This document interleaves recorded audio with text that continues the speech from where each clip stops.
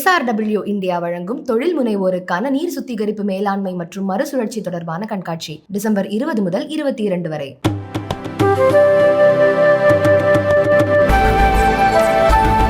நாடாளுமன்றத்தில் நிகழ்ந்த அத்துமீறலுக்கு மத்திய அரசு பொறுப்பேற்க வேண்டும் என்று திமுக MP கனிமொழி தெரிவித்துள்ளார். மிக்ஜா-1 புயலால் பாதிக்கப்பட்ட மக்களுக்கு திமுக மகளிர் அணி சார்பில் உதவிகள் வழங்கும் நிகழ்ச்சி சென்னையில் நடைபெற்றது. அதில் கலந்து கொண்ட பின் செய்தியாளர்களுக்கு பேட்டியளித்த திமுக MP கனிமொழி, நாடாளுமன்றத்திற்குள் இருவர் ஊடுருவி பாதுகாப்புக்கு அச்சுறுத்தலை ஏற்படுத்தினர்.